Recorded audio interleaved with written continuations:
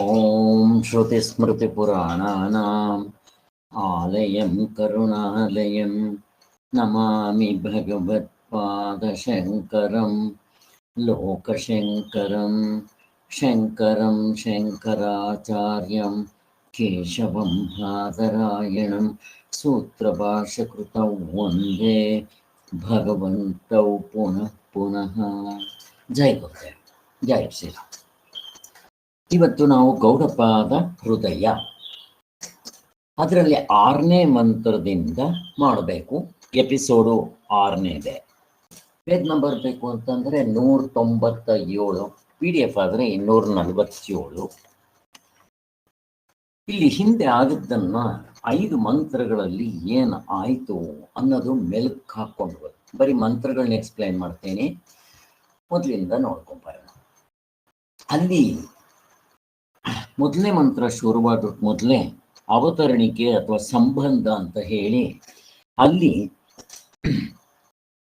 ಶಾಸ್ತ್ರ ಪ್ರಮಾಣದಿಂದ ಪ್ರತಿಜ್ಞೆ ಮಾಡಿ ನಮ್ಮ ನಿಜವಾದ ಆತ್ಮಸ್ವರೂಪವನ್ನ ತಿಳಿಸ್ಕೊಟ್ಟಿದ್ರು.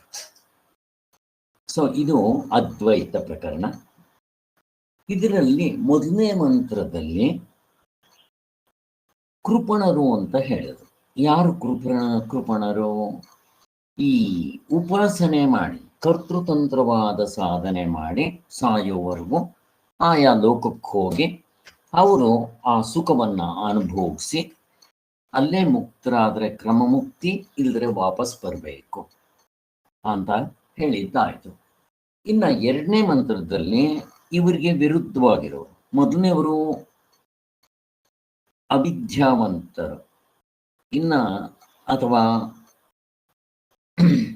ಸರಿಯಾಗಿ ತಿಳ್ಕೊಳ್ದೇ ಇರೋರು ಕೃಪಣರು ಅಂತ. ಇನ್ನ 2ನೇ ಮಂತ್ರದಲ್ಲಿ ವಿದ್ಯಾವಂತರು ಯಾರು, ಸರಿಯಾಗಿ ತಿಳ್ಕೊಂಡವರು ಯಾರು, ಅಕೃಪಣರು ಯಾರು ಅಂತ ಅಂದಾಗ ಈ ಆತ್ಮತತ್ವವನ್ನೇ ಯಾರು ತಿಳ್ಕೊಂತಾರೋ ಅವನು ಒಂದೇ, ಏಕನು, ಅದ್ವಿತೀಯನು, ಸರ್ವವ್ಯಾಪಿ, ಅವನು ಈಶ್ವರ, ಹೀಗೆಲ್ಲ ಹೇಳಿದ್ರು. ಸರ್ವೇಶ್ವರ, ಸರ್ವಜ್ಞ, ಅಂತರ್ಯಾಮಿ, ಹಿಂಗೆಲ್ಲ ಹೇಳಿದ್ರು. 2ನೇ ಮಂತ್ರದಲ್ಲಿ ಅವನನ್ನ ಹೇಳಿದ್ರು. ಇವನು ಕರ್ತೃತಂತ್ರ ಸಾಧನೆ ಮಾಡಿ ತತ್ವದಲ್ಲಿ ನಿಲ್ತಾನೆ ಅನ್ನೋದು ಕೂಡ 2ನೇ ಮಂತ್ರದಲ್ಲಿ ಹೇಳಿದ್ರು. ಆಮೇಲೆ ಈ ಜನ್ಮ ಅಂತ ನಾವು ಏನು ಹೇಳ್ತೀವೋ ಅವಿದ್ಯಾ ದೃಷ್ಟಿ. ನಿಜವಾಗಲೂ ಆತ್ಮನು ಯಾವುದರಿಂದ ಹುಟ್ಟಿಲ್ಲ, ಆತ್ಮನಿಂದ ಯಾವುದು ಹುಟ್ಟಿಲ್ಲ. ನಾವು ಇದರಲ್ಲಿ ನಿಂತ್ಕೊಂಡ್ಬಿಟ್ರೆ ಪ್ರಶ್ನೆ ಇಲ್ಲ ಆತ್ಮನಲ್ಲಿ. ಯಾಕೆ? ಅದ್ವೈತ ತತ್ವ ಇರೋದು ಒಂದೇ, 2ನೇದಿಲ್ಲ. ಯಾವುದರಿಂದ ಹುಟ್ಟಬೇಕು ಪ್ರಶ್ನೆ ಬರೋದಿಲ್ಲ.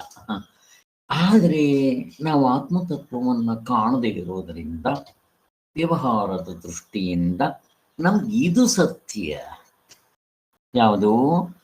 ಈ ಎಚ್ಚರ, ಕನಸು, ನಿದ್ದೆ 3 ಅವಸ್ಥೆಗಳಿದೆ. ನಾನು ಹುಟ್ಟಿದ್ದೀನಿ, ಬದಲಾವಣೆ ಆಗ್ತೀನಿ, ಒಂದಿನ ಸಾಯ್ತೀನಿ. ನಾನು ಮಾತ್ರ ಅಲ್ಲ, ಇದು ಆಧ್ಯಾತ್ಮಿಕ ಆದಿ ಭೌತಿಕವಾಗಿ 84 ಲಕ್ಷ ಜೀವರಾಶಿಗಳು, ಆದಿ ದೈವಿಕವಾಗಿ 14 ಲೋಕಗಳಲ್ಲಿ ಇರೋರು. ವ್ಯವಹಾರ ಮಾಡೋದಕ್ಕೆ ಕಾಲ, ದೇಶ, ಕಾರ್ಯ, ಕಾರಣ, ಭಾವ ಬೇಕು ಅಂತ ಹೇಳಿ ಇಷ್ಟು ವ್ಯವಹಾರ ನಮ್ಗೆ ಇದು ಗೊತ್ತು. ನಮ್ಮ ಡಿಕ್ಷನರಿಲಿ ಇದಿದೆ ಹೊರತು ಪರಮಾತ್ಮನ ಬಗ್ಗೆ ನಮ್ಮ ಡಿಕ್ಷನರಿಲಿ ಇಲ್ವೇ ಇಲ್ಲ, 0. ಯಾರು ಪರಮಾತ್ಮನ ಕಂಡಿರ್ತಾರೋ ಅವರ ಡಿಕ್ಷನರಿನಲ್ಲಿ ಈ ವ್ಯವಹಾರ ದೃಷ್ಟಿ ಅಂತ ಏನ್ ಹೇಳ್ತಾರೋ ಅದು 0. ಅರ್ಥ ಆಯ್ತಾ? ಹೆಂಗಿದೆ ನೋಡ್ರಿ ತಮಾಷೆ. ಹಗ್ಗ ಕಂಡವನಿಗೆ ಹಾವಿಲ್ಲ, ಹಾವು ಅಂತ ಹೆದರ್ಕೊಂತ ಇರೋವನಿಗೆ ಹಗ್ಗ ಕಂಡಿಲ್ಲ. ಇಷ್ಟೇ. ಹೇಗಿದೆ ನೋಡ್ರಿ. ಅದು ಅದ್ವೈತ, ಅದು ಒಂದೇ ಇರೋದು, ಪ್ರಶ್ನೆನೇ ಇಲ್ಲ. ಅಲ್ಲಿ ಯಾವ ವ್ಯವಹಾರ ಇಲ್ಲ. ವ್ಯವಹಾರ ಅಂತಂದ್ರೆ ಎಲ್ಲ ಸೇರ್ಕೊಂಡ್ಬಿಡ್ತಾರೆ. ಇವಾಗ ಹೇಳಿದ್ನಲ್ಲ ಅಷ್ಟೆ. ಆದ್ದರಿಂದ ನಾನು ಇದು ಜನ್ಮ, ಅದಕ್ಕೇನಂತಾರೆ? ಜನ್ಮ, ಮೃತ್ಯು, ಜರ, ವ್ಯಾಧಿ, ದುಃಖ, ದೋಷಾನುದರ್ಶನ. ಇಷ್ಟು ಮಾತ್ರ ತಗೋಬಾರ್ದು. ಇದು ಬರೀ ರೀಟೇಲ್ ಆಯ್ತು. ಹೋಲ್ಸೇಲು ಇದ್ರ ಜೊತೆಗೆ ಸೇರಿಸ್ಕೋಬೇಕು. ಯಾವುದದು ಪ್ರಶ್ನೆ ಕೇಳ್ತಾ ಇದ್ದೀನಿ, ಯಾವುದದು? ಅರ್ಧ ಡಜನ್ ಪ್ಲಸ್ ಅವಸ್ಥೆಗಳು. ಅಲ್ಲಲ್ಲ, ಅವೆಲ್ಲ ಆಗೋಯ್ತು, ಎಲ್ಲ ಸೇರಿಸ್ಕೊಂಡ್ಬಿಟ್ಟೆ. ಅವನ್ ಬಿಟ್ಟು ಇಲ್ಲಿ ಅಜಾತಿವಾದ, ಬ್ರಹ್ಮ ಒಬ್ಬನೇ ಇರೋದು, ಅವನಿಂದ ಯಾವುದು ಹುಟ್ಟಿಲ್ಲ, ಬೇರೆದು ಅವನಿಂದನೂ ಹುಟ್ಟಿಲ್ಲ, ಅವನು ಹುಟ್ಟಿಲ್ಲ, ಅವನಿಂದ ಯಾವುದು ಹುಟ್ಟಿಲ್ಲ ಅನ್ನೋದಕ್ಕೆ ಆಧ್ಯಾತ್ಮಿಕವಾಗಿ ಒಂದು ತಗೊಂಡೆ. ಇನ್ನ ಇದಕ್ಕೆ ಸಂಬಂಧಪಟ್ಟಂಗೆ ಸೃಷ್ಟಿ ಸ್ಥಿತಿ ಲಯ ಅದು ಇಲ್ಲ. ಹೇಗಿದೆ ನೋಡ್ರಿ, ಹಿಂಗ್ ತಗೊಂಡ್ಬರ್ತಾರೆ.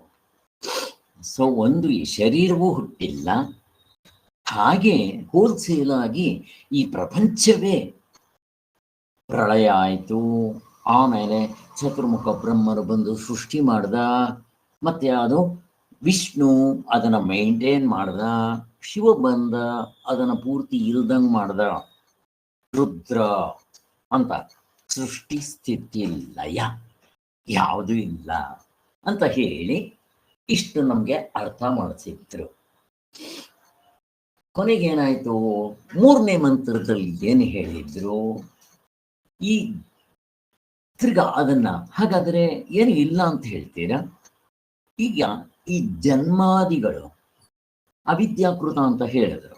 ಬರೀ ಜನ್ಮ ಅಲ್ಲ, ಸೃಷ್ಟಿ ಸ್ಥಿತಿಲ ಎಲ್ಲ ಅವಿದ್ಯಾಕೃತವೇ. ತಪ್ಪಾಗಿ ನಮಗ್ ಗೊತ್ತಿಲ್ಲದೆ ಇದ್ದಾಗ ಸತ್ಯವಾಗಿ ಇದ್ದಂತೆ ಹಿಡ್ಕೊಂಡ್ಬಿಡ್ತೀವಿ. ಅದಕ್ಕೋಸ್ಕರ ಜಗತ್ತಿನ ಜನ್ಮಾದಿಗಳು ಅವಿದ್ಯಕವೇ ಅಂತ ತೋರಿಸೋದು. ಇಲ್ಲಿ ತುಂಬಾ ಇಂಪಾರ್ಟೆಂಟ್ ಒಂದು ದೃಷ್ಟಾಂತ, ಒಂದು ಉದಾಹರಣೆ, ಒಂದು ಎಕ್ಸಾಂಪಲ್ ಕೊಡ್ತಾರೆ, ಚೆನ್ನಾಗಿ ಮೆಲ್ಕ್ ಹಾಕ್ಬೇಕಿದೆ. ಈ ಮೂರನೇ ಮಂತ್ರದಲ್ಲಿ ಎಲ್ಲದಕ್ಕೂ ಈ ಸೃಷ್ಟಿ ಸ್ಥಿತಿ ಲಯ ಮತ್ತೆ ಈ ಜನ್ಮ ಮೃತ್ಯು ಜರ ವ್ಯಾಧಿ, ಹುಟ್ಟೋದು, ಬದಲಾವಣೆ ಆಗೋದು, ಸಾಯೋದು, ಇದಕ್ಕೂ ಮತ್ತೆ ಅವರವರು ಮಾಡಿದ ಕರ್ಮ ಫಲಗಳು ಅವರವರೇ ಅನುಭವಿಸ್ಬೇಕು ಅಂತಂದು ಏನ್ ಕೊಡ್ತಾರೆ, ಮೇಲ್ಗಡೆ ಆಕಾಶ ನಮಗ್ ಕಾಣುತ್ತೆ, ಅದಕ್ಕೆ ಮಹಾಕಾಶ ಅಂತ ಕರಿತೀವಿ. ಈಗ ನಾನು ಒಂದು ಮಡಕೆ ಸೃಷ್ಟಿ ಮಾಡಿದೆ, ತಗೊಂಬಂದೆ, ಇಲ್ಲಿ ನೀರು ಹಾಕ್ತೆ, ಮೇಲ್ಗಡೆ ಆಕಾಶ ಸೂರ್ಯ ಎಲ್ಲ ಕಂಡ್ರು. ಈಗ ನಾನು ಆ ಮಡಕೆನ ಅಲ್ಲಿಗೆ ತಗೊಂಡು ಹೋಗ್ತೀನಿ, ಆಕಾಶ ಸೂರ್ಯ ಅಲ್ಲಿ ಹೋದ್ರು ಅಂತೀನಿ, ಅಲ್ಲಿಂದ ಇಲ್ಲಿ ತಂದ್ರೆ ಆಕಾಶ ಸೂರ್ಯ ಇಲ್ಲಿಗೆ ಬಂದ್ರು ಅಂತೀನಿ. ಮತ್ತೆ ಇದು ಸೃಷ್ಟಿ, ಇದು ಮಡಕೆ ಹುಟ್ಟಿದ್ದೋ, ಮಡಕೆನ ಸೃಷ್ಟಿ ಮಾಡಿದ್ದೋ, ನಾನು ಆಕಾಶ ಸೂರ್ಯ ಹುಟ್ಟಿತು ಅಂತೀನಿ. ಈಗ ಇದನ್ನು ಹೊಡೆದಾಕ್ಬಿಡ್ತೀನಿ, ಆಕಾಶ ಸೂರ್ಯ ಸತ್ತೋಗ್ಬಿಟ್ರು ಅಂತ ಹೇಳ್ತೀನಿ. ಏನಾದ್ರೂ ಹೊಂದುತ್ತಾ ಇದೆಯಾ ಆಕಾಶಕ್ಕೆ, ಸೂರ್ಯನಿಗೆ? ಆಕಾಶ ಹುಟ್ಟಲೂ ಇಲ್ಲ, ಸೂರ್ಯನು ಹುಟ್ಟಲಿಲ್ಲ, ಎರಡೂ ಒಟ್ಟಿಗೆ ತಗೋಬಹುದು. ಮತ್ತೆ ಆ ಕಡೆಗೆ ಹೋಗ್ಲೂ ಇಲ್ಲ, ಈ ಕಡೆ ಬರಲೂ ಇಲ್ಲ, ಮತ್ತೆ ಅದು ಸಾಯ್ಲೂ ಇಲ್ಲ. ಹಾಗಾದ್ರೆ ಯಾವುದರಿಂದ ಹೀಗೆ ಕಾಣ್ತಾ ಇದೆ ನನಗೆ? ಉಪಾಧಿ, ಎಕ್ಸ್ಟ್ರಾ ಫಿಟ್ಟಿಂಗ್, ಶರೀರಾದಿಗಳು, ಇವುಗಳಿಂದ. ಯಾವುದು ಉಪಾಧಿ? ಆತ್ಮನಿಗೆ ಅವಸ್ಥೆ, ಅವಸ್ಥೆ ಒಳಗಡೆ ಇರೋ ಅರ್ಧ ಡಜನ್. ಇಷ್ಟು ಮಾತ್ರ ಹೇಳಿದ್ದಲ್ಲ, ಜೊತೆಗೆ ಅಲ್ಲ ಸ್ವಾಮಿ, ಈ ಜೀವರುಗಳು ಅನೇಕರು ಇರ್ತಾರಲ್ವಾ ನೋಡ್ರಿ. ನಾನು ಆಧ್ಯಾತ್ಮಿಕ ಆದಿ ಭೌತಿಕವಾಗಿ 84 ಲಕ್ಷ ಜೀವರಾಶಿಗಳಿರ್ತಾರೆ. ಆದಿ ದೈವಿಕವಾಗಿ 14 ಲೋಕಗಳಲ್ಲಿ ಏನು ಆ ಬ್ರಹ್ಮ ವಿಷ್ಣು ಮಹೇಶ್ವರ ಅವರು ಬೇರೆ. ಆಮೇಲೆ ಅವ್ರಿಗೂ ಸಂಸಾರಗಳು, ಅವ್ರಿಗೂ ಹೆಂಡತಿ ಮಕ್ಕಳು, ಅವ್ರಿಗೂ ಶರೀರಗಳು ಇರ್ಬೋದು. ಮನುಷ್ಯನಿಗಿಂತ ತುಂಬಾ ಗ್ರೇಟ್ ಇರ್ಬೋದು ಅವರು. ಮತ್ತೆ ದೇವತೆಗಳು, ಯಕ್ಷ ಗಂಧರ್ವರು, ಋಷಿಗಳು, ಮನುಷ್ಯರು, ಪ್ರಾಣಿಗಳು, ಅಲ್ಲಿಗಿಂತ ಕೆಳಗೆ ಬಂದ್ರೆ ಮತ್ತೆ ಈ ಗಿಡ ಮರ ಬಳ್ಳಿಗಳು, ಅದಕ್ಕಿಂತ ಕೆಳಗೆ ಬಂದ್ರೆ ಕಲ್ಲು, ಇವು ಅಚೇತನ. ಇಷ್ಟು ಇವೆಲ್ಲ ಏನಾಗ್ತಾ ಇದೆ, ಹುಟ್ಟದಂತೆ ತೋರ್ತಾ ಇದೆ. ಮತ್ತೆ ಇಲ್ಲಿರೋ ಜೀವರಾಶಿಗಳು ಇಷ್ಟಿದ್ದಾರಲ್ಲ, ಇವ್ರಿಗೆ ಅವನು ಮಾಡಿದ್ದು, ಅವ್ರವ್ರು ಮಾಡಿ, ಇವ್ರು ಯಾಕೆ ಹುಟ್ಟಿದ್ರು? ಕರ್ಮ ಥಿಯರಿ. ಇಲ್ಲಿ ಕರ್ಮ ಥಿಯರಿ ತಗೊಂಡ್ಬರ್ತಾರೆ. ಅಲ್ಲಿಗೆ ಧರ್ಮ ಅಧರ್ಮ ಶುರುವಾಯ್ತು ವ್ಯವಹಾರ. ಅವರವರು ಮಾಡಿದ್ದು ಧರ್ಮ ಅಧರ್ಮಕ್ಕೆ ತಕ್ಕಂತೆ ಅವರವರೇ ಅನುಭವಿಸ್ಬೇಕು ಅಂತ. ಇದು ಹೆಂಗೆ ಅಂತಂದಾಗ, ಒಂದು ಮಡಿಕೆ ಒಳಗಡೆ ನಾನು ಸಗಣಿ ಹಾಕಿ ಸುಡ್ತೀನಿ, ಕೆಟ್ಟ ವಾಸನೆ ಬರುತ್ತೆ ಆ ಮಡಿಕೆಯಲ್ಲಿ ಮಾತ್ರ, ಬೇರೆ ಮಡಿಕೆಗಳಲ್ಲಿ ಬರುತ್ತೆ. ಆಮೇಲೆ ಇನ್ನೊಂದು ಹೇಳೋದು ಮಾಡ್ಬಿಟ್ಟೆ, ಈ ದೃಷ್ಟಾಂತಗಳು ತಗೊಂಡಾಗ ಒಟ್ಟು ನಾನು ಎಲ್ಲ ದೃಷ್ಟಾಂತಗಳನ್ನ ಒಟ್ಟಿಗೆ ಹೇಳ್ಬಿಡ್ತಾ ಇದ್ದೀನಿ.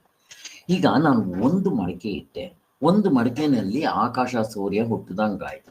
ನಾನು ಇವಾಗ 10 ಮಡಿಕೆ ಇಟ್ಟೆ, ನೀರು ಹಾಕ್ತೆ, ಎಷ್ಟು ಸೂರ್ಯರು ಕಾಣ್ತಾರೆ? ಪ್ರತಿಯೊಂದು ಮಡಿಕೆನಲ್ಲೂ ಆಕಾಶ ಸೂರ್ಯ ಕಾಣ್ತಾರೆ. ನೀವು 10 ಇಡ್ರಿ, 100 ಇಡ್ರಿ, 1000 ಇಡ್ರಿ, ಅಷ್ಟು ಹುಟ್ಟದ. ಈಗ ಅಷ್ಟು ಆಕಾಶಗಳು ಅಷ್ಟು ಸೂರ್ಯರು ಹುಟ್ಟಿದ್ರ ಇಲ್ಲ. ಮತ್ತೇನು, ಅಷ್ಟು ಕಡೆ ನೀರಿದೆ, ಆ ನೀರಿನಲ್ಲಿ ಪ್ರತಿಬಿಂಬಿಸ್ತಾ ಇದ್ದಾನೆ ಅಷ್ಟೇ. ಅಲ್ಲಿಗೆ ಉಪಾಧಿಗಳ ದೃಷ್ಟಿಯಿಂದ ಅದು ಹುಟ್ಟಿದಂತೆ ಕಂತೆ. ಹಾಗೆ ಈ ಶರೀರಾದಿಗಳು ಹೀಗೆ ನೋಡ್ರಿ, ಅಲ್ಲಿ ಪಾಪ್ಯುಲೇಷನ್ ಹೆಚ್ಚು ಕಡಿಮೆ ಆಯ್ತಲ್ಲ ಯಾಕೆ ಅಂತ ಕೇಳಿದ್ರೆ ನಿಮ್ಗೆ ಉತ್ತರ ಹೇಗಿದೆ? ಅವನೇನು ಹುಟ್ಟಲಿಲ್ಲ. ನೀವು 10 ಇಡ್ರಿ, 10 ಕೋಟಿ ಇಡ್ರಿ, ಕೋಟಿ. ಹೆಂಗಿದೆ? ಹೆಂಗೆ ಹೆಚ್ಚು ಕಡಿಮೆ? ಆಮೇಲೆ ಸ್ವಾಮಿ ಅವರವರು ಮಾಡಿದ ಪಾಪ ಪುಣ್ಯ ಅವರವ್ರಿಗಲ್ಲ, ಅದಕ್ಕೆ ಮಡಿಕೆನಲ್ಲಿ ಸಗಣಿ ಸುಡೋದು ಇಲ್ಲ ಗಂಧ ಸುಡೋದು. ಈಗ ಯಾವ ಮಡಿಕೆನಲ್ಲಿ ನಾನು ಸಗಣಿ ಸುಡ್ತೀನೋ ಆ ಮಡಿಕೆನಲ್ಲಿ ಕೆಟ್ಟ ವಾಸನೆ ಇರುತ್ತೆ. ಇನ್ನು ಯಾವ ಮಡಿಕೆಯಲ್ಲಿ ಗಂಧ ಸುಡ್ತೀನೋ ಆ ಮಡಿಕೆನಲ್ಲಿ ಒಳ್ಳೆ ವಾಸನೆ ಇರುತ್ತೆ. ಹೇಗೆ ತಗೊಂಡ್ಬರ್ತಾರೆ ನೋಡ್ರಿ. ಹಾಗೆ ಅವನು ಮಾಡಿದ್ದ ಪುಣ್ಯ ಇದ್ರೆ ಅವನು ಆನಂದವನ್ನು ಅನುಭವಿಸ್ತಾನೆ. ಅದಕ್ಕೆ ನಮ್ಮಲ್ಲಿ ನೋಡಿದ್ರೆ ಇಷ್ಟು ಜೀವರಾಶಿಗಳಲ್ಲಿ ತರಾವರಿ ಜನ, ಕೆಲವರು ಹುಟ್ಟಿದಾಗಲೇ ಸತ್ತೋಗ್ತಾರೆ, ಕೆಲವರು 20 ವರ್ಷಕ್ಕೆ, ಕೆಲವರು 100 ವರ್ಷಕ್ಕೆ ಸಾಯ್ತಾರೆ. ಯಾಕೆ? ಅವರ ಫಲ. ಮತ್ತೆ ಇನ್ನು ಕೆಲವರು ಆರೋಗ್ಯವಾಗಿರ್ತಾರೆ, ಇನ್ನು ಕೆಲವರು ರೋಗಿಗಳಾಗಿರ್ತಾರೆ, ಇನ್ನು ಕೆಲವರು ಶ್ರೀಮಂತರಾಗಿರ್ತಾರೆ, ಇನ್ನು ಕೆಲವರು ಬಡವರಾಗಿರ್ತಾರೆ, ಇನ್ನು ಕೆಲವರು ಬುದ್ಧಿವಂತರಾಗಿರ್ತಾರೆ, ಇನ್ನು ಕೆಲವರು ದಡ್ಡರಾಗಿರ್ತಾರೆ, ಇನ್ನು ಕೆಲವ್ರಿಗೆಲ್ಲ ಚೆನ್ನಾಗಿರುತ್ತೆ, ಇನ್ನು ಕೆಲವ್ರಿಗೆ ಕುರೂಪಿಗಳಾಗಿರ್ತಾರೆ. ಯಾಕೆ? ಈ ಮಡಿಕೆ ಕುಡಿಕೆ ನೋಡ್ಕೊಳ್ಳಿ, ಅಲ್ಲಿ ಆಕಾಶದಲ್ಲಿ ಹೆಚ್ಚು ಕಡಿಮೆ ಆಗಿದೆಯಾ? ನೋ. ಇದನ್ನ ಹೆಂಗೆ ತಿಳ್ಕೊಬೇಕು ನಾನು? ಇದು ನಮ್ಮ ಅನುಭವದಿಂದ ನೋಡ್ಬೋದು. ಹೆಂಗೆ ನೋಡ್ಕೊಂತೀರ? ಪ್ರಶ್ನೆ ಕೇಳ್ತಾ ಇದ್ದೀನಿ. ಶಾಸ್ತ್ರ ಏನೋ ಹೇಳ್ಬಿಟ್ರು, ದೃಷ್ಟ ಅಂತ ಕೊಟ್ಬಿಟ್ರು. ಈಗ ಇವು ಆತ್ಮನ್ಗೆ ಅಂಟೋದಿಲ್ಲ. ಹೇಗೆ ಆಕಾಶ ಮತ್ತು ಸೂರ್ಯನಿಗೆ ಇಷ್ಟು ಯಾವುದು ಅಂಟೋದಿಲ್ಲ, ಹಾಗೆ ನಾನು ಪ್ರತಿಯೊಬ್ಬರು ಇಲ್ಲಿ ಆಧ್ಯಾತ್ಮಿಕ, ಆದಿಭೌತಿಕ 84 ಆದಿ ದೈವಿಕ ಇದ್ದಾರಲ್ಲ, ಇವ್ರಿಗೆ ಅವರವ್ರು ಮಾಡಿದ ಪಾಪ ಪುಣ್ಯ ಕೂಡ ಆತ್ಮನ್ಗೆ ಅಂಟೋದಿಲ್ಲ. ಹೆಂಗ್ ನೋಡ್ಕೋಬೇಕು? ಏನಮ್ಮ ಕಲ್ಪನಾ, ಮೀನಮ್ಮ, ಪ್ರತಿಭಾ, ಯಾರಾದ್ರೂ ಹೇಳಿ ಹೆಂಗ್ ನೋಡ್ಕೋಬೇಕಿದ್ದನ್ನು ನಾವು ಅನುಭವದಲ್ಲಿ? ಶಾಸ್ತ್ರ ಏನೋ ಹೇಳ್ಬಿಡ್ತಾವ, ಯಾರಾದ್ರೂ ಹೇಳಿ ಹೋಗಿ. ಏನೇ ಸುಖ ಆಗಿರ್ಲಿ, ದುಃಖ ಆಗಿರ್ಲಿ, ಕಷ್ಟ ಬಂದಿರ್ಲಿ, ಏನೇ ಆಪರೇಷನ್ ಆಗಿರ್ಲಿ, ಯಾವ ನೋವು ಗಾರ್ಡನ್ ಇದ್ರೆ ಬರೋದಿಲ್ಲ ಸರ್. ನೋ ಎಂಟ್ರಿ ಸರ್ ಅಲ್ಲಿ. ಮುಗ್ದೋಯ್ತು. ರಾಮ ಬಾಣ. ರಾಮಕೃಷ್ಣ ಪರಮಹಂಸರು ನಿದ್ದೆಗೆ ಹೋದ್ರೆ ನಾನು ರಾಮಕೃಷ್ಣ ಪರಮಹಂಸ, ನನ್ನ ಕಾಳಿ ಪ್ರತ್ಯಕ್ಷಳಾಗಿದ್ದಾಳೆ, ನಾನು ಅದ್ವೈತವನ್ನು ಕಂಡುಕೊಂಡಿದ್ದೀನಿ. 0 ಇಲ್ಲ. ಅವನು ಆತ್ಮನಾಗಿರ್ತಾರೆ. ಅವರು ಕಂಡಿರ್ಲಿ. ವೀರಪ್ಪ ಅಲ್ಲಿಗೆ ಹೋದ್ರು ಕೂಡ ಆತ್ಮನಾಗಿರ್ತಾನೆ. ಅಂಗುಲಿಮಾಲ, ವೀರಪ್ಪ, ಮತ್ತೆ ಈ ವಾಲ್ಮೀಕಿ, ಯಾರೇ ಹೋಗ್ಲಿ, ಹೆಂಗಿದೆ? ಹುಲಿ ಅಲ್ಲಿಗೆ ಹೋಗ್ಲಿ, ಹುಲಿ ತನ್ನ ತನವನ್ನು ಕಳ್ಕೊಂಡ್ಬಿಡುತ್ತೆ. ಹೇಗೆ? ಇದಕ್ಕಿಂತ ಏನೇನ್ ಬೇಕು ನಿಮ್ಗೆ ದೃಷ್ಟಾಂತ? ಅಂದ್ರೆ ನಾನು ಗಂಡಸು ಹೆಂಗಸು, ನಾನು ಬುದ್ಧಿವಂತ ಅಥವಾ ನಾನು ಆರೋಗ್ಯವಂತ, ನಾನು ರೋಗಿಷ್ಟ, ನೀವು ಏನ್ ಬೇಕಾದ್ರೂ ಹೇಳ್ರಿ. ನಿಮ್ ನಿದ್ದೆಗೆ ಎಂಟ್ರಿ ಇದೆಯಾ? ಇಲ್ಲ. ಬರೀ ಶಾಸ್ತ್ರ ಹೇಳ್ತು, ದೃಷ್ಟಾಂತ ಹೇಳ್ತು ಅಂತ ನಂಬ್ಕೋಬೇಕಾಗಿಲ್ಲ. ನಿಮ್ಮ ಅನುಭವದಲ್ಲೂ ಕೂಡ ತೋರಿಸ್ತಾ ಇದ್ದಾರೆ. ಇನ್ನೇನ್ ಬೇಕು? ಈಗ ನಾವು ಚಿಂತನೆ ಮಾಡಬೇಕು. ಆಮೇಲೆ ಈ ದೃಷ್ಟಾಂತಗಳಲ್ಲಿ ಇನ್ನೊಂದು ಕೊಡ್ತಾರೆ. ಯಾವುದದು? ಹೊಗೆ ಮತ್ತೆ ಇದು ಏನು ಧೂಳು. ಒಂದು ಮಡಕೆಯಲ್ಲಿ ಹೊಗೆ ಹಾಕಿದ್ರು. ಇನ್ನು ಮಿಕ್ಕಿರೋ 100 ಮಡಕೆಗಳಲ್ಲಿ ಹೊಗೆ ಇರುತ್ತೇನೋ? ಇರಲ್ಲ. ಹೋಗ್ಲಿ, ಆ ಹೊಗೆ ಹಾಕಿದ್ದಕ್ಕೋಸ್ಕರ ಆಕಾಶ ಏನಾದರೂ ಹೊಗೆ ಆಯ್ತೇನೋ? ಸೂರ್ಯನೇನಾದರೂ ಹೊಗೆಯಿಂದ ತುಂಬಿಕೊಂಡೇನೋ? ಇಲ್ಲ. ಅದು ಉಪಾಧಿ, ಎಕ್ಸ್ಟ್ರಾ ಫಿಟ್ಟಿಂಗ್ಸ್. ಇದು ವ್ಯವಹಾರದಲ್ಲಿ, ಪಾರಮಾರ್ಥಿಕವಾಗಿ ಅದಕ್ಕೆ ಏನೇನೂ ಆಗಲ್ಲ. ಹಾಗೆ ಧೂಳು ಹಾಕಿದ್ರೆ ಆ ಕುಂಡದಲ್ಲಿ ಧೂಳು ಇರುತ್ತೆ ಹೊರತು ಅಲ್ಲಿ ಮೇಲ್ಗಡೆಗೆ ಏನಾದ್ರು ಧೂಳಾಗುತ್ತಾ? ಇವಿಷ್ಟು ನೀವು ತಗೋಬೇಕು. ಇಷ್ಟು ದೃಷ್ಟಾಂತಗಳನ್ನ ಚೆನ್ನಾಗಿ ಮೆಲುಕಾಕ್ರಿ. ಅಲ್ಲಲ್ಲಿ ಇದನ್ನು ಸ್ವಲ್ಪ ಉಪಯೋಗಿಸ್ಕೊಂತಾರೆ, ನಮ್ಗೆ ಹೆಲ್ಪ್ ಆಗುತ್ತೆ. ನಮ್ಗೆ ಇವಾಗಲೇ ಎಲ್ಲ ಹೋಲ್ಸೇಲ್ ಓವರ್ ಆಲ್ ಗೊತ್ತಾಗ್ಬಿಟ್ಟಿದೆ. ಇನ್ನು ಅವ್ರು ಎಲ್ಲಿ ಎಷ್ಟು ಆಟ ಆಡಿದ್ರು ಇಷ್ಟೇ. ನಮ್ಮ ನಿಜವಾದ ಸ್ವರೂಪವಾದ ಗಾಢ ನಿದ್ರೆಯಲ್ಲಿರೋದು ನಮ್ಮ ನಿಜವಾದ ಸ್ವರೂಪ, ಆತ್ಮಸ್ವರೂಪ ನೋಡ್ರಿ. ಅದಕ್ಕೆ ಕಿಂಚಿತ್ ಅಂಟ್ಕೊಳ್ಳೋದಿಲ್ಲ. ಹೇಗಿದೆ? ಇಲ್ಲೇ ಈಗಲೇ. ಇನ್ನೇನು ಬೇಕು? ಪ್ರಶ್ನೆ ಕೇಳ್ತಾರಲ್ಲ, ಅಲ್ಲ ನಾನು ಇಷ್ಟೆಲ್ಲ ಸಾಧನೆ ಮಾಡಿಬಿಟ್ಟು ಕಂಡ್ಕೊಂಡ್ಮೇಲೆ ಮತ್ತೆ ನಾನು ದುಃಖ ಅನುಭವಿಸ್ಬೇಕಾದ್ರೆ ಏನು ಮಾಡಬೇಕು? ದಡ್ಡ, ನಿದ್ದೆಗೆ ಹೋದ್ರೆ ಇರಲ್ಲ ಕಣೋ. ಎಚ್ಚರದಲ್ಲಿ ನಿದ್ದೆಯಲ್ಲಿ ಇದ್ದಂಗೆ ಇದ್ದು ಬಿಡೋ. ನಿದ್ದೆ ಮಾಡೋದಲ್ಲ, ಸಮಾಧಿಗೆ ಹೋಗೋದಲ್ಲ ಕಣೋ. ಹೇಗಿದೆ? ಹೆಂಗೆ ತಗೊಂಡ್ಬರ್ತಾರೆ? ಏನು ಕಷ್ಟ ಇದೆಯಪ್ಪ? ಎಂಥ ದಡ್ಡನ್ಗೆ ಅರ್ಥ ಆಗುತ್ತೋ ಇನ್ನು? ಹೆಂಗಿದೆ? ಹಿಂಗೆ ಅರ್ಥ ಮಾಡ್ಕೋಬೇಕು. ಇದು 3ನೇ ಮಂತ್ರದಲ್ಲಿ ಇಷ್ಟನ್ನು ಹೇಳ್ತಾರೆ. ನಮ್ಗೆ ಅದು ಅರ್ಥ ಆಯ್ತು. ಇನ್ನು ಕೆಲವು ದೃಷ್ಟಾಂತಗಳನ್ನ ಕೊಡ್ತಾರೆ. ಅವನ್ನ ಆಯಾ ಸಂದರ್ಭದಲ್ಲಿ ಬಂದಾಗ ನಿಮ್ಗೆ ಹೇಳ್ತಾ ಬರ್ತೀನಿ.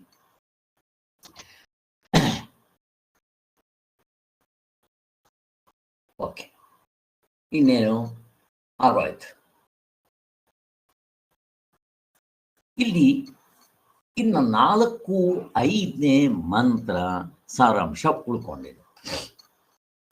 ಅದರ ಜೊತೆಗೆ ಜೀವರುಗಳು ಪ್ರಳಯದಲ್ಲಿಯೂ ಸ್ಥಿತಿಕಾಲದಲ್ಲಿಯೂ ಅಜಬ್ರಹ್ಮ ಸ್ವರೂಪರೇ.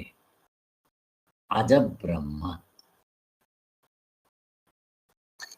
ನಾವು ಎಚ್ಚರ ಕನಸುಗಳಲ್ಲಿ ವ್ಯವಹಾರ, ನಿದ್ದೆಯಲ್ಲಿ ನೋ ವ್ಯವಹಾರ. ಹೇಗಿದೆ?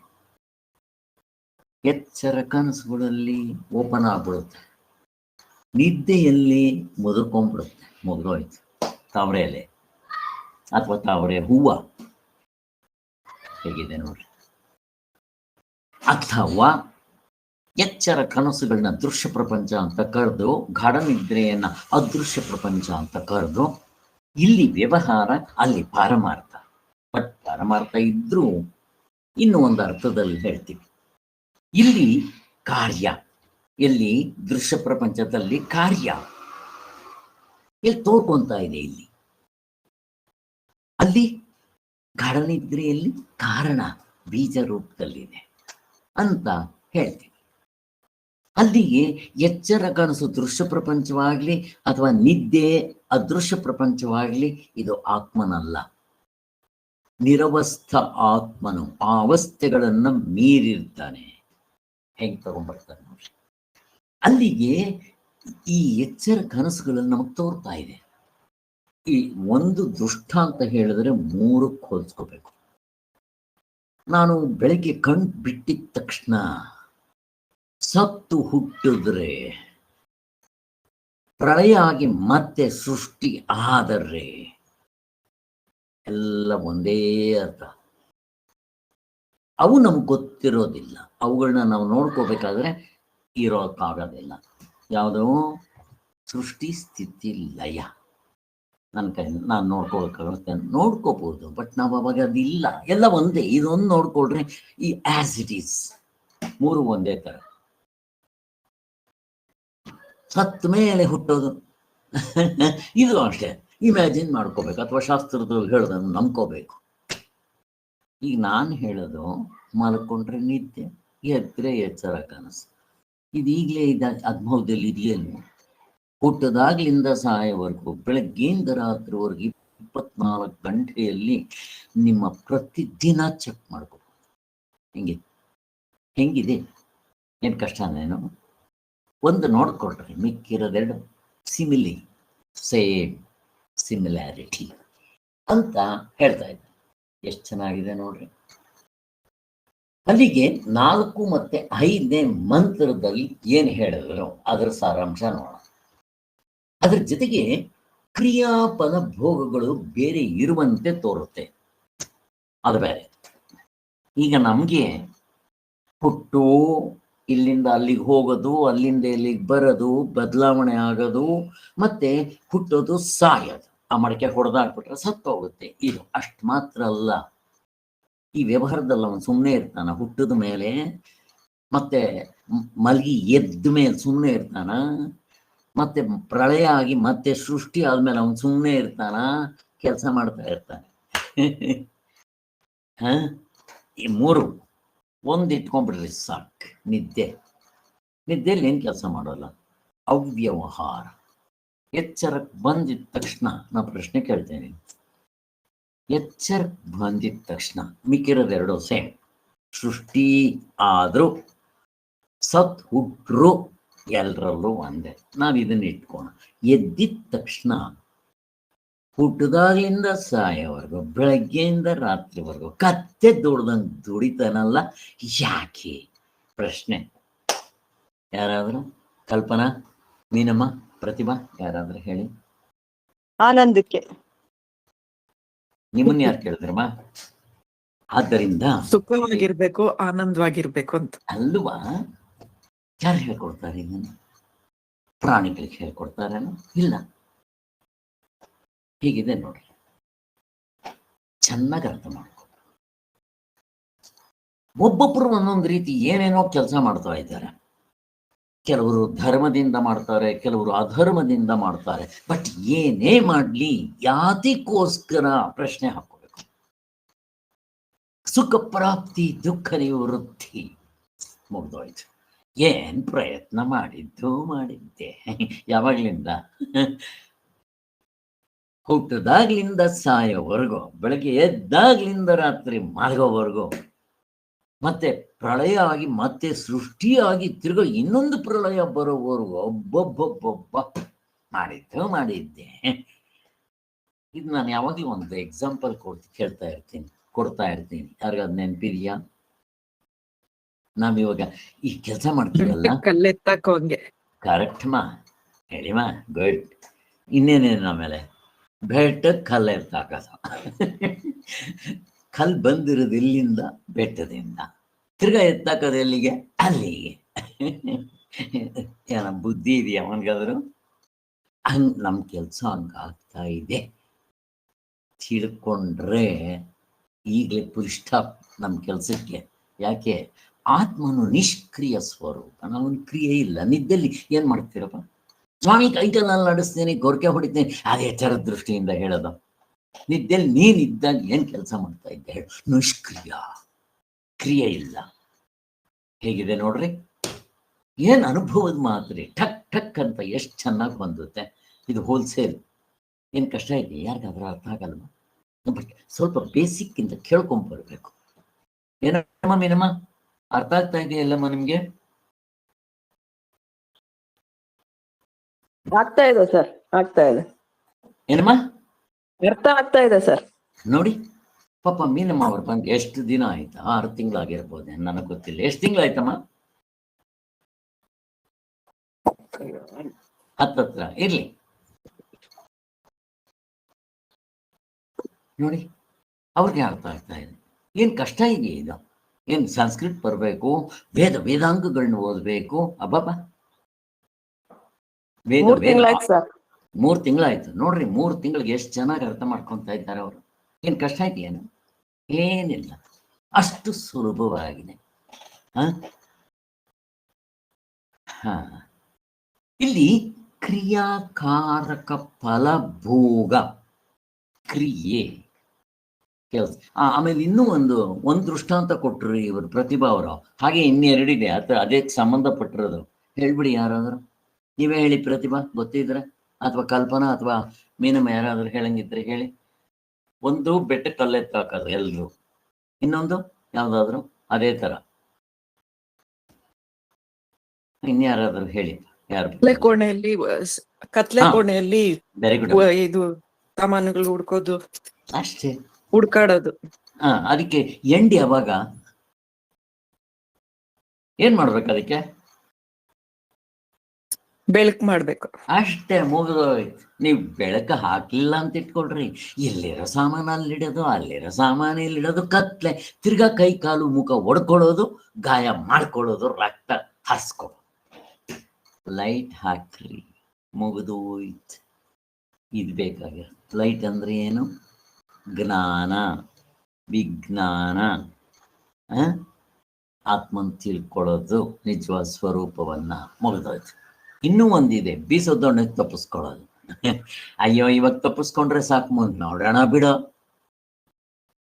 ಇದು ಎಸ್ಕೇಪಿಂಗ್ ಮೆಕ್ಯಾನಿಸಮ್.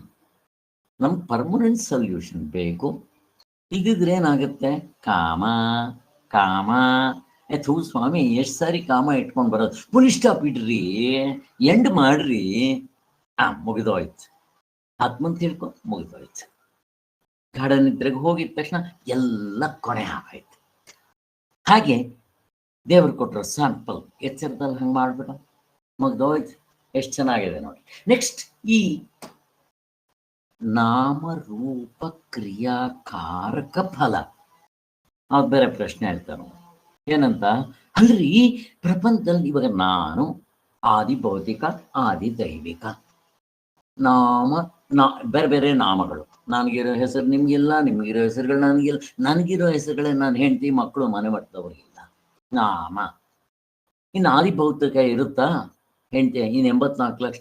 ಆದಿ ದೈವಿಕವಾಗಿರುತ್ತಾ? ಹೆಸರುಗಳು ಬೇರೆ, ನಾಮಗಳು. ರೂಪ ಬೇರೆ ಬೇರೆ, ನಾಮ ರೂಪ. ಕ್ರಿಯೆ ಬೇರೆ, ಅವ್ರ ಕೆಲಸ ಬೇರೆ, ಇವ್ರ ಕೆಲಸ ಬೇರೆ. ನಾನು ಡಾಕ್ಟ್ರು, ಇನ್ನೊಬ್ರು ಇಂಜಿನಿಯರು, ಇನ್ನೊಬ್ಬ ಮಣ್ಣರೋದು, ಏನೋ ನಾಮ ರೂಪ ಕ್ರಿಯೆ ಕೆಲಸ ಮಾಡೋದು.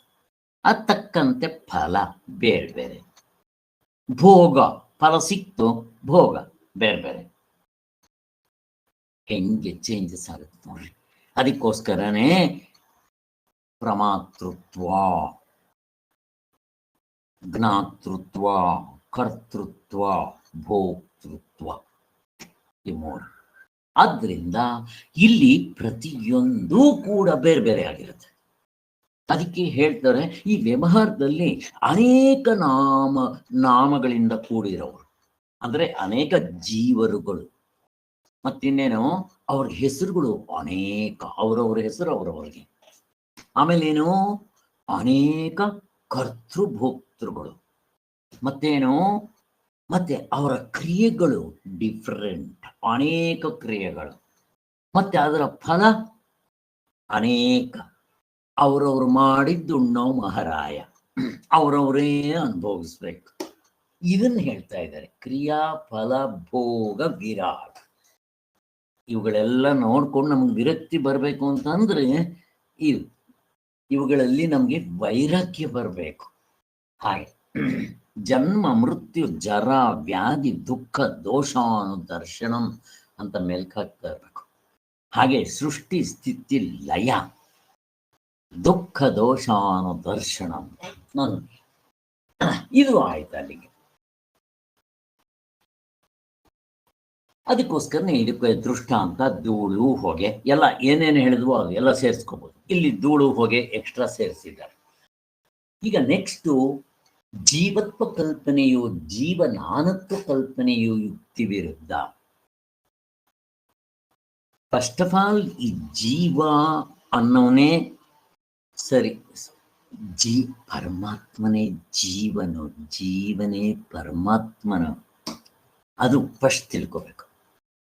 ಅಲ್ಲ ಸ್ವಾಮಿ, ಹೆಂಗೆ ಪರಮಾತ್ಮ ಜೀವ ಒಂದೇನಾ? ನಾ ಪ್ರಶ್ನೆ ನಿಮ್ಮನ್ನು ಕೇಳ್ತಾ ಇದ್ದೀನಿ, ಯಾರಾದರೂ ಉತ್ತರ ಕೊಡ್ಬೇಕು. ಪರಮಾತ್ಮ ಬೇರೆ, ಜೀವ ಬೇರೆ, ಹೆಂಗೆ ಒಂದೇ ಆಗ್ತಾನೆ? ಜೀವ ಅಂತಂದ್ರೆ ಡೆಫಿನೇಷನ್ ಏನು? ಪ್ರಾಣವನ್ನ ಧರಿಸಿದವನು ಜೀವ, ಅಥವಾ ಉಪಾಧಿಗಳಿಗೆ ಇರುವನ್ನ ಜೀವ. ಏನ್ ಬೇಕಾದ್ರೆ ಹೇಳ್ರಿ. ಎರಡೇ, ಆತ್ಮ ಪರಮಾತ್ಮ ಎರಡು ಒಂದೇ ಹೆಂಗಾಗ್ತಾನೆ? ಇವನೇ ಅವನು ಅಂತ ಹೇಳ್ತಿರಲ್ಲ ಸ್ವಾಮಿ, ಹೆಂಗೆ? ಇದು ಹೆಂಗೆ ಅರ್ಥ ಮಾಡ್ಕೊಂತೀರ? ಇದು ತುಂಬಾ ಇಂಪಾರ್ಟೆಂಟ್. ಮೊದಲು ತುಂಬಾ ತಲೆ ತಿನ್ನುತ್ತಿದ್ದು, ಅಷ್ಟು ಸುಲಭ ಅಲ್ಲ. ಹೆಂಗೆ ಅರ್ಥ ಮಾಡ್ಕೊಂತೀರಾ? ಹೇಳಿಮ್ಮ ಪ್ರತಿಭಾ, ಹೇಳಮ್ಮ ಪ್ರತಿಭಾ. ಹುಲಿದು ಕುರಿದು ಅಷ್ಟೇ ದೃಷ್ಟಾಂತದಿಂದ ಇದು ದೃಷ್ಟಾಂತ ಚೆನ್ನಾಗಿ ಮೆಲ್ಕ್ ಹಾಕಬೇಕು. ಫಸ್ಟ್ ಎತ್ಕೊಂತ ನಮ್ಗೆ ಕನ್ವಿನ್ಸ್ ಆಗೋದಿಲ್ಲ. ಇದು ಸ್ವಲ್ಪ ಕಷ್ಟ ಇದೆ. ಎರಡಿಲ್ಲ. ಹಗ್ಗವನ್ನೇ ತಪ್ಪಾಗಿ ನೀವು ಹಾವು ಅನ್ಕೊಂಡಿದ್ದೀರಾ, ಚಿನ್ನವನ್ನೇ ಆಭರಣಗಳು ಅನ್ಕೊಂಡಿದ್ದೀರಾ, ಮಣ್ಣನ್ನೇ ಮಡಿಕೆ ಕುಡಿಕೆ ಅನ್ಕೊಂಡಿದ್ದೀರಾ, ಪರಮಾತ್ಮನನ್ನೇ ಅವಸ್ಥೆ ಒಳಗಡೆ ಇರೋ ಅರ್ಧ ಡಜನ್ ಅಥವಾ ವ್ಯವಹಾರ ಪ್ರಪಂಚ ಅನ್ಕೊಂಡಿದ್ದೀರಾ. ಮುಗ್ದೋಯ್ತು. ಎರಡಿಲ್ಲ. ಆದ್ದರಿಂದ ಇಲ್ಲಿ ಜೀವ ಪರಮಾತ್ಮ ಅಂದ್ರೆ ಪೂರ್ತಿ ಹಂಗೆ ಅಲ್ಲ. ಇಲ್ಲಿ ಕೆಲವು ಕಳಿಬೇಕು. ಎಕ್ಸ್ಟ್ರಾ ಫಿಟ್ಟಿಂಗ್ಸು ಅಥವಾ ಕಾರ್ಯಕರಣ ಸಂಘಾತಗಳು ಅಥವಾ ಕಾರ್ಯ ಕಾರಣ ಎಲ್ಲವನ್ನು ಕಳಿಬೇಕಿಲ್ಲಿ. ಕಳೆದಾಗಾದೆ. ಅರ್ಥ ಆಯ್ತಲ್ಲ? ಹಾಗೆ ಕಾರ್ಯಕರಣ ಅಂದ್ರೆ ಈ ಸೈಕೋ ಫಿಸಿಕಲ್ ಕಾಂಪ್ಲೆಕ್ಸ್ ಅಥವಾ ಕಾರ್ಪೊರಲ್ ಪ್ಲೇನ್, ಸ್ಥೂಲ ಶರೀರ. ಇದು ಇಲ್ಲಿ ಕರಣಗಳು ಅಂತಂದ್ರೆ 19. ಕಾರ್ಯ ಈ ಶರೀರ. ಈ ಶರೀರ ಯಾತ್ರಿಂದ ಬಂದಿದೆ? ಪ್ರಶ್ನೆ ಕೇಳ್ತಾ ಇದ್ದೆ. ಈ ಶರೀರ ಯಾತ್ರಿಂದ ಬಂದಿದೆ? ಪಂಚಭೂತಗಳಿಂದ, ಕರ್ಮ ಫಲದಿಂದ. ಕರೆಕ್ಟ್. ಪಂಚಭೂತಗಳಿಂದ ಬಂದಿದೆ. ಬಟ್ ಈ ಶರೀರ ಬರೋದಕ್ಕೆ ಕರ್ಮ ಥಿಯರಿ ಮಾಡಿದ್ದುಣ್ಣೋ ಮಹಾರಾಯ. ಎಷ್ಟು ಚೆನ್ನಾಗಿದೆ ನೋಡಿ. ಈಗ ದೇವತೆಗಳ ಜನ್ಮ ಬರುತ್ತೆ. ಏನ್ ಮಾಡಬೇಕು? ಕರ್ಮ ಥಿಯರಿ. ಏನ್ ಮಾಡಬೇಕು? ಈಗ ಫಸ್ಟ್ ಆಫ್ ಆಲ್ ಮನುಷ್ಯ ಜನ್ಮ. ನಾವೆಲ್ಲ ಮನುಷ್ಯರು. ಶಾಸ್ತ್ರ ಮಾಡಿರೋದೇ ಮನುಷ್ಯರಿಗೋಸ್ಕರ ಮುಖ್ಯವಾಗಿ. ಪಾಪ ಪುಣ್ಯ ಸಮವಾಗಿ ಮಾಡಿದ್ರೆ ಮನುಷ್ಯ ಜನ್ಮ, ಪುಣ್ಯವನ್ನ ಜಾಸ್ತಿ ಮಾಡಿದ್ರೆ ದೇವತೆಗಳ ಜನ್ಮ, ಪಾಪವನ್ನ ಜಾಸ್ತಿ ಮಾಡಿದ್ರೆ ಕೀಳು ಪ್ರಾಣಿಗಳ ಜನ್ಮ. ಯಾರು ಬೇಕಾದ್ರೂ ಆಗ್ಬೋದು. ಯಾರೇನ್ ತಪ್ಸ್ಕೊಳಕ್ ಬರಲ್ಲ. ಎಂಥ ಜಡ ಭರತ ಮುಕ್ತನಾಗ್ಬೇಕು ಅಂತ ಹೆಂಡತಿ ಮಕ್ಕಳು ಮನೆ ಮಠ ಆಸ್ತಿ ಪಾಸ್ತಿ ಬಿಟ್ಟು ಧ್ಯಾನ ಮಾಡ್ತಾ ಇದ್ದವನ್ ಜಿಂಕೆ ಆಗಿ ಹುಟ್ಟಿದ್ದ. ನಮ್ಮಂಥವ್ರ ಪಾಡೇನು? ಆದ್ದರಿಂದ ಯಾರು ಏನ್ ಬೇಕಾದ್ರೂ ಆಗ್ಬೋದು. ಅದಕ್ಕೆ ಅಂತ್ಯಕಾಲದಲ್ಲಿ ಪರಮಾತ್ಮನ ಸ್ಮರಣೆ ಮಾಡ್ಕೊಳ್ರಪ್ಪ. ಅಷ್ಟು ಸುಲಭ ಅಲ್ರಪ್ಪ. ಕಾಕಾಕ ಅಂತ ಅನ್ನಂಗೆ ಆಗ್ಬಿಡುತ್ತೆ ನಮ್ಮ ಕತೆ ಅಂತ ಹೇಳಿ ಈಗ್ಲಿಂದಾನೆ ಪ್ರತಿದಿನ ಈ ವಿಚಾರ ಕೇಳೋದು, ಮನಸ್ಸಿನಲ್ಲಿ ಮೆಲ್ಕ್ ಹಾಕೋದು ಮಾಡ್ತಾ ಇದ್ರೆ ಒಳ್ಳೆ ಸಂಸ್ಕಾರ ತಗೊಂಡ್ ಬರ್ತೀವಿ. ಸಾಯೋ ಸಮಯದಲ್ಲಿ ಇದೇ ಮೇಲಕ್ಕೆ ಬರುತ್ತೆ. ಯಾಕೆ ಅಂತಂದ್ರೆ ನಾನು ಕೂಡ ಆಗ್ತಾ ಇರೋ ಆ ಸಂಚಿತ ಕರ್ಮದಲ್ಲಿ ಇವೇ ಇರೋದು. ನೀವು ಯಾವುದೇ ತಗೊಳ್ರಿ ಇದೇ ಇರುತ್ತೆ. ಯಾವುದೆದ್ದು ಬಂದ್ರು ಕೆಳಗಡೆ ಕೆಟ್ಟದ್ದಿರುತ್ತೆ, ಅದು ಬೇರೆ. ಈಗ ನಾನು ಕೂಡ ಆಗ್ತಾ ಇರೋದು ಇದು. ಅದಕ್ಕೆ ದಯವಿಟ್ಟು ಇವಾಗ ವೇಸ್ಟ್ ಮಾಡ್ಬೇಡ್ರಿ.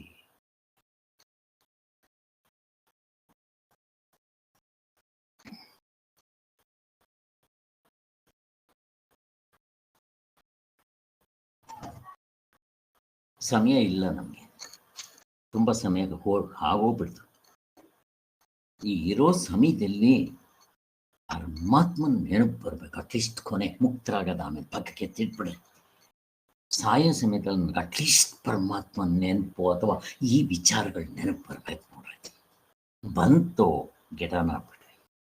ಅಕಸ್ಮಾತ್ ಏನಾದರೂ ಕೆಳಗಡೆ ಇರೋ ಸಂಸ್ಕಾರ ಎದ್ಕೊಂತ ಅದಕ್ಕೆ ತಕ್ಕಂತೆ ಜನ್ಮ. ನಾಯಿ ಆದ್ರೆ ಏನ್ ಮಾಡ್ತೀರ? ರೋಟಿ ಒಂದೇ, ಕಪಡ ಇಲ್ಲ, ಮಕ್ಕಾನಿಲ್ಲ. ನೀವು ನಾಯಿಗಳು ನೋಡ್ಬೇಕು ಮನೆ ಮುಂದೆ. ನಾನು ನೋಡ್ತಾ ಇರ್ತೀನಿ. ನಮ್ಮನೆ ಹತ್ರ ನಾಯಿಗಳಿದೆ. ನಿನ್ನೆ ನೋಡಿದ್ವಿ. ಪಾಪ ಮಳೆ ಆ ಚಳಿಗಾಲದಲ್ಲಿ ಅದು ಎಷ್ಟು ನಡುಗುತ್ತಪ್ಪ. ಬಾ ಅದಕ್ಕೊಂದು ಮನೆ ಇಲ್ಲ. ಕೆಲವು ನಾಯಿಗಳಿಗೆ ಕರ್ಕೊಂಡೋಗಿ ಸಾಕ್ತಾರೆ, ಅವೆಲ್ಲ ಬೇರೆ. ಈ ತರ ಹೆಚ್ಚು ಕಡಿಮೆ ಇರೋ ನಾಯಿ. ನಿನ್ನೆ ಒಂದು ಆಟೋ ನಮ್ಮ ಮನೆ ಮುಂದೆ ನಿಲ್ಸಿದ್ರೆ ಅದು ಹೋಗಿದ್ದೆ. ಪಾಪ ಆ ಸೀಟ್ ಮೇಲೆ ಹತ್ತಿದೆ. ಹಿಂದೆ ಕೂತ್ಕೊಳ್ಳೋಕ್ಕಾಗಲ್ಲ, ಡೋರ್ ಹಾಕ್ಬಿಟ್ಟಿದ್ದಾರೆ. ಮುಂದೆ ಸೀಟ್ ಮೇಲೆ ಅದೆಲ್ಲ ಸೀಟ್ ಎಲ್ಲ ಕಚ್ಬಿಟ್ಟಿದೆ ಅಂತ ಹೇಳಿ ಅವನ ಸೀಟ್ ಮೇಲೆ ಒಂದು ಉಡಂದು ಪ್ಲೇಟ್ ಇಟ್ಟಿರ್ತಾರೆ. ಇದೇ ನಾಯಿ ಎಲ್ಲ ಕಚ್ಬಿಡುತ್ತೆ. ಸ್ಕೂಟ್ರ್ ಇಟ್ರೆ ಎಲ್ಲ ಸೀಟ್ ಎಲ್ಲ ಕಚ್ಬಿಡುತ್ತೆ. ಅದು ಯಾಕೋ ಏನೋ. ಕೊನೆಗೆ ಅವನೇನ್ ಮಾಡ್ದ ಪಾಪ ಆಟೋ ರಿಕ್ಷಾದವನು ಆ ಸೀಟ್ ಮೇಲೆ ಒಂದು ಉಡಂದು ಪ್ಲೇಟ್ ಇಟ್ಟಿರ್ತಾನೆ. ಅದಕ್ಕೆ ಬಾಯಿ ಹಾಕಬಾರದು. ಅದ್ರ ಮೇಲೆ ಕೂತಿತ್ತು. ಮಳೆ. ಏನ್ ಮಾಡ್ತೀರಪ್ಪ? ಅದರದಲ್ಲ, ನಾವು ನಾಯಿ ಆದರೂ ಹಾಗೆ ನಮಗೆ ಬೇಕಾ? ಇದನ್ನ ಮೆಲ್ಕ್ ಹಾಕ್ಬೇಕು ನಾವು. ಇದನ್ನೇ ಹೇಳುದು ಜನ್ಮ ಮೃತ್ಯು ಜರ ವ್ಯಾಧಿ ದುಃಖ ದೋಷ ಅನ್ನೋ ದರ್ಶನಂ ಅಂತ ಮೆಲ್ಕ್ ಹಾಕ್ತಾ ಇರ್ಬೇಕು ನಾನು. ಯಾಕೆ ಗೊತ್ತಿಲ್ಲ. ಸಾಯೋ ಸಮಯದಲ್ಲಿ ಯಾವುದು ಮೇಲಕ್ಕೆ ಬರುತ್ತೋ ಬಾ, ಏನಷ್ಟು ಸುಲಭ ಅಲ್ಲ. ಆದ್ದರಿಂದ ಇವು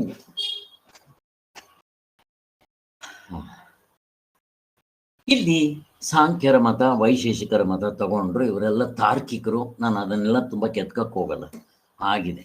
ಒಟ್ಟಿನಲ್ಲಿ ಇವರು ಹೇಳಬೇಕು ಅಂತಂದರೆ, ಇವರು ಇಂಟೆಲೆಕ್ಚುಯಲ್ ಜಗ್ಲರ್, ಬುದ್ಧಿ ಉಪಯೋಗಿಸೋರು. ಬಟ್ ವೇದಗಳು ನಂಬೋರು ವೈದಿಕರು. ಎಷ್ಟೇ ವೈದಿಕರಾದರೂ ಅವರವರೇ ಓದ್ಕೊಂತೀವಿ ಅಂದ್ರೆ ನೋಡ್ರಿ, ಸಂಸ್ಕೃತ್ ಬರುತ್ತೆ ಅವ್ರಿಗೆ, ವೇದಾಂಗಗಳು ಗೊತ್ತು, ಸಿದ್ಧಿಗಳಿದೆ, ಕಟ್ಕೊಂಡು ಏನಾಗಬೇಕು ನೆಕ್ಕೊಂತಾರೇನೋ, ಎಲ್ಲ ತಪ್ಪು ಅರ್ಥ ಮಾಡ್ಕೊತಾರೆ. ಅದಕ್ಕೋಸ್ಕರ ಸಾಂಖ್ಯರು, ಈ ದರ್ಶನಕಾರರೆಲ್ಲ ಇಂಟೆಲೆಕ್ಚುಯಲ್ ಜಗ್ಲರಿ, ಬುದ್ಧಿಯಿಂದ ಕಸರತ್ ಮಾಡೋರು. ಕೆಲವರು ಬುದ್ಧಿ, ಕೆಲವರು ಮನಸ್ಸು ಇಟ್ಕೊಂಡು. ಮತ್ತು ವೇದಾಂತಿಗಳು ಏನು ಇಟ್ಕೊತಾರೆ? ನಾ ಪ್ರಶ್ನೆ ಕೇಳ್ತಾರೆ, ವೇದಾಂತಿಗಳು ಏನು ಇಟ್ಕೊಂಡು ನೋಡ್ಕೋಬೇಕು? ಅನುಭವವನ್ನು. ಯಾರಾದರೂ ಹೇಳಿ.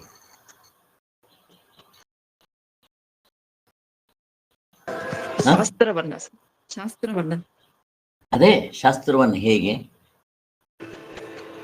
ಯಾವ ಅನುಭವ ಗಮ್ಯವಾದ ಶಾಸ್ತ್ರ, ಕರೆಕ್ಟ್, ತರ್ಕಯುಕ್ತ ಅನುಭವ ಗಮ್ಯವಾದ ಶಾಸ್ತ್ರ ಇಟ್ಕೊಂಡು ನೋಡ್ತಾರೆ. ಅಷ್ಟೆಲ್ಲ ಯಾತಕ್ಕೆ? ನೇರಾದ ಅನುಭವ, ನೇರಾದ ಅನುಭವ, ಅದು ಇಂಪಾರ್ಟೆಂಟ್, ಇಟ್ಕೋಬೇಕು.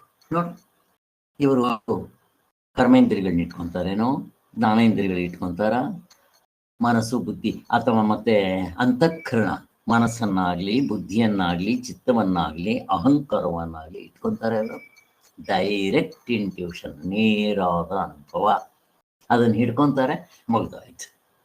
ಆದ್ದರಿಂದ ಪ್ರಪಂಚದಲ್ಲಿ ಪ್ರತಿಯೊಬ್ಬರು ಚಾರ್ವಾಕರು, ದರ್ಶನಕಾರರು, ಮತ್ತೆ ಈ ಉಪನಿಷತ್ತುಗಳಿಗೆ ನಾವು ಬರಿತೀವಿ ಅಂತ ಶಂಕರಾಚಾರ್ಯನ ಬಿಟ್ಟು ಮಧ್ವಾಚಾರ್ಯರು, ರಾಮಾನುಜಾಚಾರ್ಯರು, ವಿದ್ಯಾರಣ್ಯರು, ವೆಸ್ಟರ್ನ್ ಫಿಲಾಸಫರ್ಸು, ಈಸ್ಟರ್ನ್ ಫಿಲಾಸಫರ್ಸು, ಚಾರ್ವಾಕರು, ಬುದ್ಧಿಸಮ್ರು, ಜೈನರು, ದೇವರು ಅವೈದಿಕರು, ದೇವರು ನಂಬೋರು, ನೆಮ್ಮದೇ ಇರೋರೆಲ್ಲ ಕಿತ್ಕೊಂಡು ಹೊರಟೋಗ್ತಾರೆ.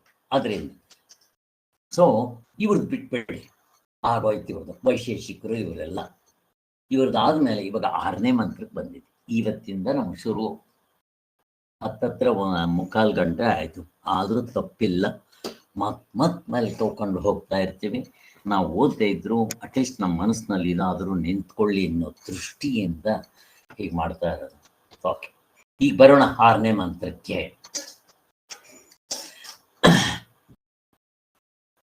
ರೂಪಕಾರ್ಯ ಸಮಾಖ್ಯಾಚ್ಚ ಭಿದ್ಯಂತೆ ತತ್ರ ತತ್ರ ವೈ ಆಕಾಶಸ್ಯ ನ ಬೋಧೋಸ್ತಿ ತದ್ವಿಜ್ಜೀವೇಶು ನಿರ್ಣಯಃ.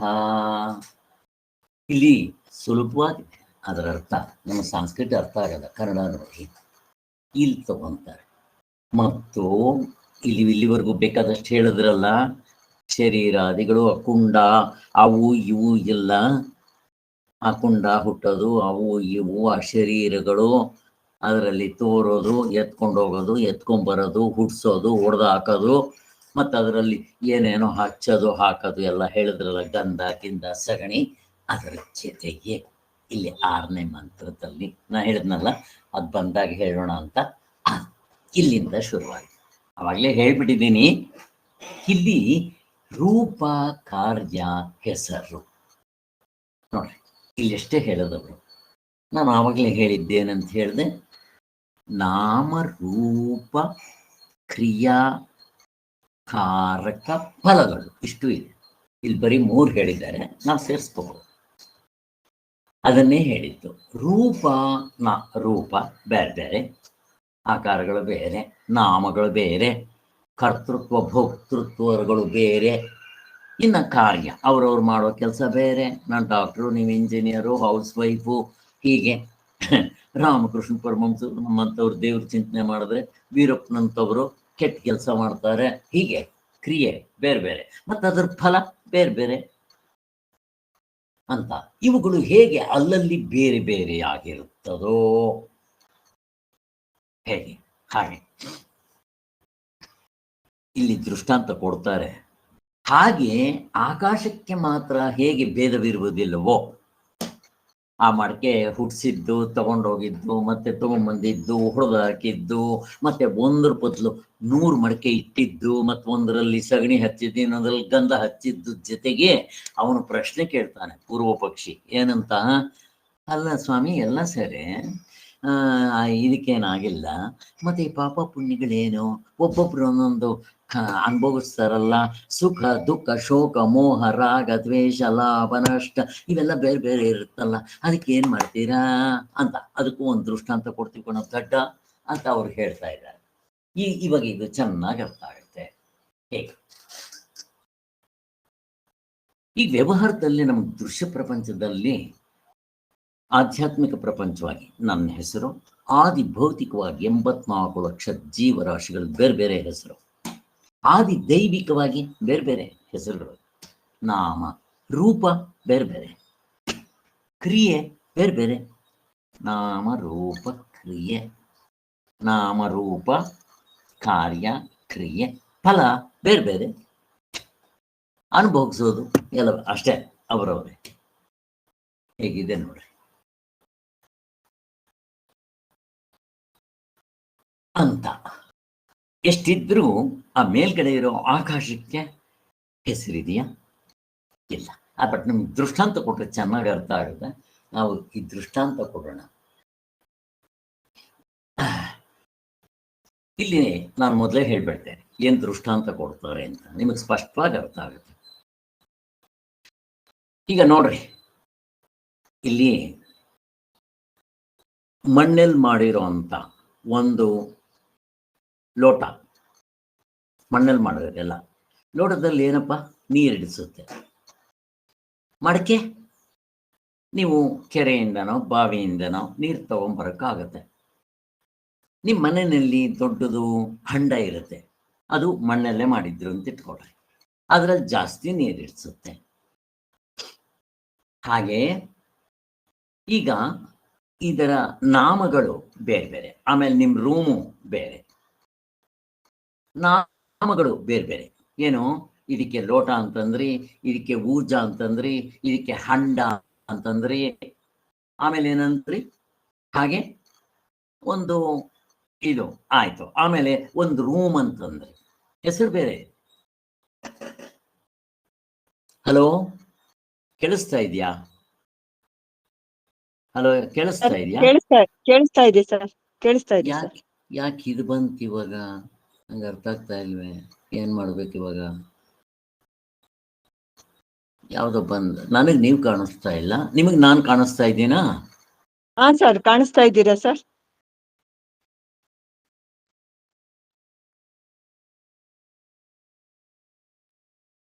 ಈಗ ಕಾಣಿಸ್ತಾ ಇಲ್ಲ, ಈಗ ಬರೀ ಫೋಟೋ ಕಾಣಿಸ್ತಾ ಇದೆ ನಿಮ್ದು.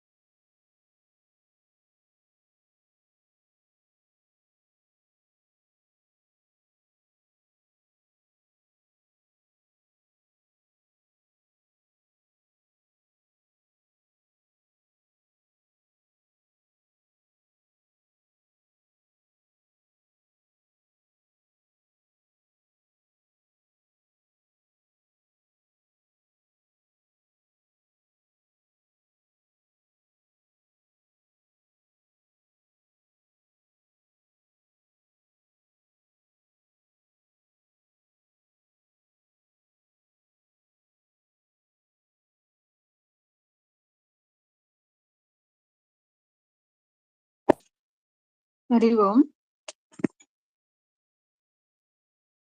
ಕೇಳಿಸ್ತಾ ಇದೆಯಾ? ಮಾಸ್ಟರ್ದು ಏನು ಕೇಳಿಸ್ತಾ ಇಲ್ಲ ಸರ್ದು. ಅದು ಅದೇ ಒಂದ್ಸಲ ಕೇಳೋಣ. ವಾಟ್ಸಪ್ ಅಲ್ಲಿ ಮಾಡ್ಕೋಬಹುದೇನೋ ಅನ್ಸುತ್ತೆ.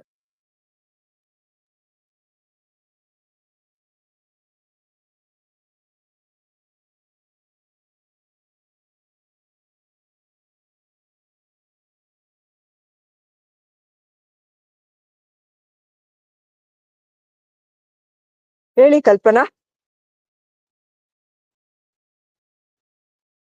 ಏನು ಕೇಳಿಸ್ತಿಲ್ವಲ್ಲ, ಅದಕ್ಕೆ ಒಂದ್ಸಲ ಕೇಳೋಣ ಅಂತ ಕೇಳಿದೆ. ಅದೇ ನಾವು ಕಟ್ ಮಾಡಿನೇ ಡಾಕ್ಟರ್ ಕಾಲ್ ಮಾಡ್ಬೇಕಷ್ಟೇ. ಹಾ, ವಾಟ್ಸಪ್ ಅಲ್ಲೇ ಮಾಡ್ತೀನಿ. ಮಾಡ್ಕೋಬಹುದು. ಹಾ, ಒಂದ್ ನಿಮಿಷ ಮಾಡ್ತೀನಿ. ಹ್ಮ್.